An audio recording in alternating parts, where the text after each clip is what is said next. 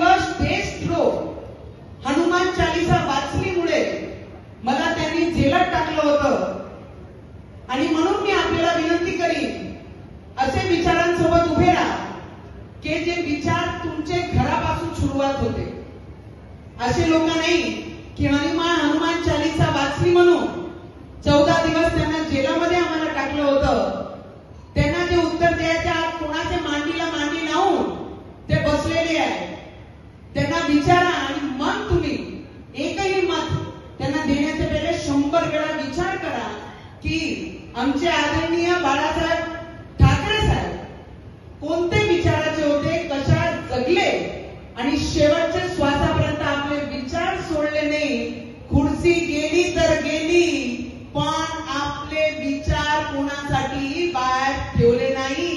त्यांनी स्पष्ट म्हटलं माझी दुकानदारी बंद करायची वारी आली तर मी दुकानदारी बंद करा पण मी माझे विचार सोडणार नाही। आता कोणाच्या बाजूनी आपल्याला उभं राहायचं आहे, फक्त तेवढाच विचार करा।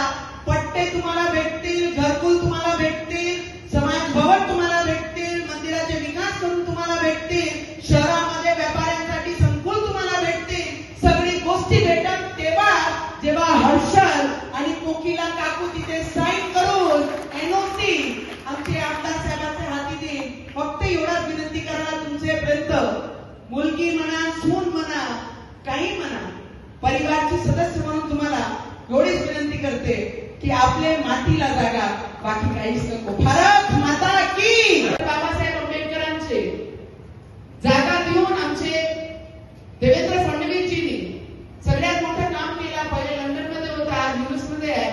तर मला वाटते की हे लोक फक्त अंगार लावणारे लोक आहेत। जेवढे दुसऱ्या पक्षाचे लोक आहेत, तुम्ही म्हटलं की काँग्रेस मुक्त मूर्तिजापूर केली विधानसभामध्ये, दादा अमरावती जिल्ह्यामध्ये काँग्रेस मुक्त अमरावती जिल्हा आम्ही केला आणि नगर परिषदमध्ये सुद्धा, नगर पंचायतमध्ये सुद्धा आपण त्याच कामावर आहे। कारण ते म्हणतात की आम्ही जाती भेद करतो, तुम्ही जाती या देशामध्ये पेरली म्हणून हे सगळे गोष्टी बाहेर आले। पाकिस्तानचे लोक बोट ते धर्माचे ध्वज जे आमच्या देशाचे प्रधानमंत्री लावला तिथे पाकिस्तानचे लोक बोट दाखवते। मी तर सरळ म्हटलं जे बोट त्या अयोध्याच्या राम मंदिरावर जो बोट दाखवेल त्याची बोट छाटायलाच पाहिजे।